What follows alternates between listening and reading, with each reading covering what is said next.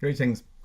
I wanted to go into something in a little bit more detail today, just to show you how difficult things can be when people get their head around the wrong stereotypes. Now, stereotypes exist for a reason, and they can be quite useful. I mean, the human brain is great at classifying things, and if we were to try and take everything, the detail of everything all the time, we'd be overwhelmed. So we naturally classify things into groups and lumps, and that's what a stereotype is really.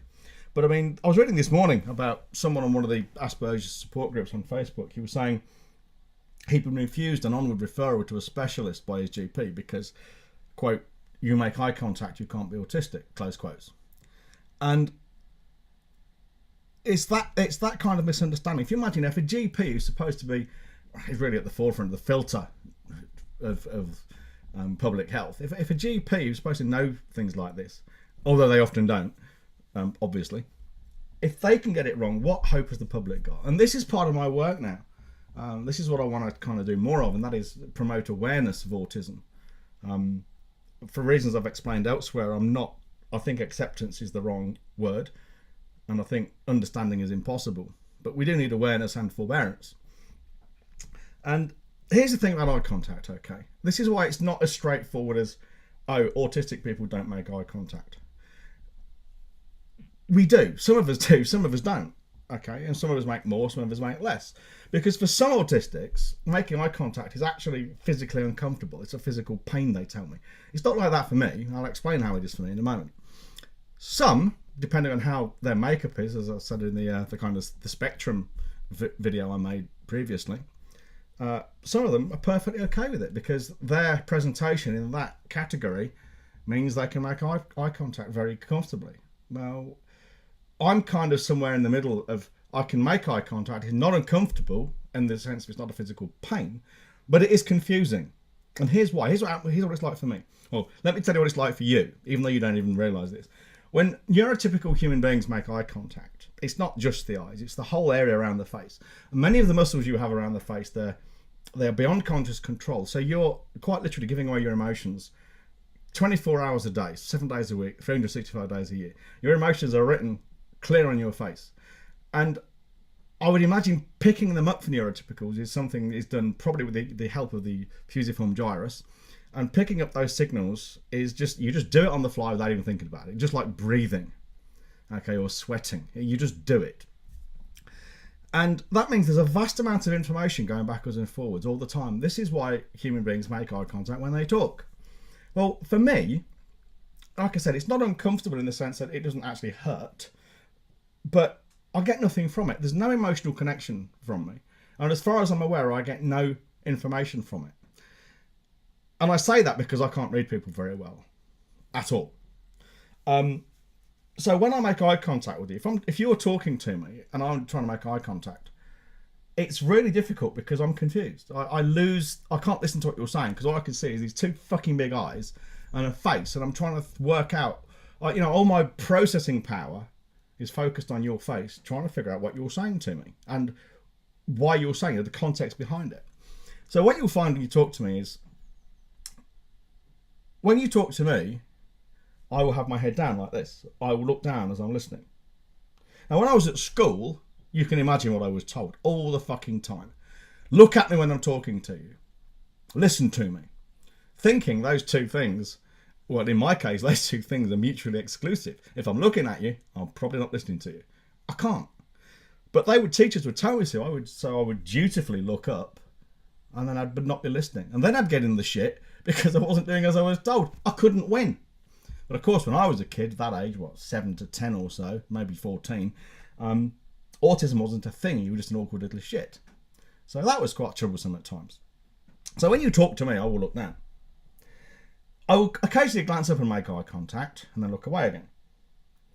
And the better I know you, the more eye contact I will make. If I know you better, I've got a better chance of reading what's going on in your face. But when I speak is when I tend to make eye contact, because then I until I have my eye lenses replaced, anyway, I could unfocus my eyes and not actually concentrate on your face, so I could talk. So I can have a facsimile of eye contact during a normal conversation. It probably strikes you as a bit odd, and you wonder what's wrong, what's different, but you can't put your finger on it. Now, I worked this out consciously. Again, this is something you don't have to do as a neurotypical, but I had to do this consciously. I read a book by Desmond Morris. Now, it was either The Naked Ape or Man Watching. I can't remember which one it was.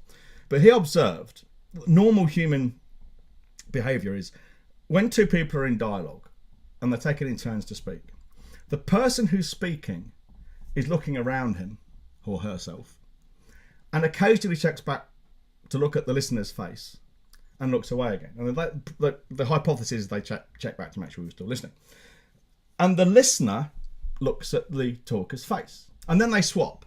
So the other person starts to talk and is then looking around, and the other one is now listening and makes eye contact, or is at least looking back. I deliberately learned to do it the other way around. So when I am listening, I'm looking away, and when I'm talking to you, I might be looking at you. I don't always do that.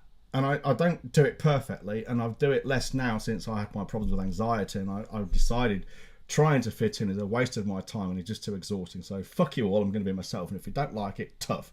That's your problem, not mine. If you don't like me, it's not even any of my business. But that is the thing with eye contact for me. Okay, so it's not painful, it's just confusing. And I don't see the point in it. I don't get anything from it. I mean, even looking into my wife's face, my wife's eyes, obviously, you know, I see her face, it's a pretty face, I love her, I know all those things, but I still don't get anything from it. Okay, it's just a pair of eyes and a face, you know. Anyway, that's eye contact for me. For some autistics, it's really excruciatingly painful, and to the point where they will have a meltdown if you force it on them. And others, depending on where they're present on their spectrum, for others, it's just normal. You'd think they were perfectly, you know, neurotypical people because they're making eye contact as normal. Now, at the moment, I'm making eye contact with myself through the camera and the recording monitor, and that's fine because I know what I'm saying, so I don't need to try and read what I'm saying because I know what I'm saying. Okay, I can see what a handsome brute I am. But that's eye contact, and it's the stereotype you won't understand because no one's explained it to you, I guess, like me. But please, just bear in mind, when autistic people are not making eye contact, it doesn't mean to say we're ignoring you. On the contrary, it probably means we're listening to you harder than you think we possibly could, because we're not having to focus on the visual stuff. All right. And when someone else you don't know is neurodiverse is not looking at you, so just a random person you're talking to, if they're not making eye contact, don't assume they're not listening or they're being rude. For all you know, they're like me and they're struggling to make the best of a bad lot, playing the cards they've got as best they can. All right. This is particularly important in interviews, in work situations, and probably less vital in social situations where your livelihood isn't depending on it. But you know, the principle remains the same. Don't assume people don't assume the reasons behind people's behaviour. They may just be neurodiverse or autistic in particular, and you know, they're making the best of something they have no control of. Right. Oh, and just an aside here, if you are an adult and you are looking for a diagnosis, don't come to me, I'm not qualified to do it, but be very careful going to your GP, because GPs don't know a lot about it. Very few people do know a lot about it. It's a specialist job requiring a specialist diagnosis. I would advise most people to go private. It's cost me about €500, and I got an answer pretty much straight away, and there was no waiting, a couple of weeks for the appointment. If you insist on going through the NHS, if you're in the UK, I don't know why you're bothering. You're saving yourself a small amount of money. You're waiting longer than you need to, and there's a good chance if you go to GP, you won't even get the referral anyway. If you do go to your GP, if you insist on doing it, make a case before you go, because the chances are he or she will know nothing about autism. So study it and make a list of reasons.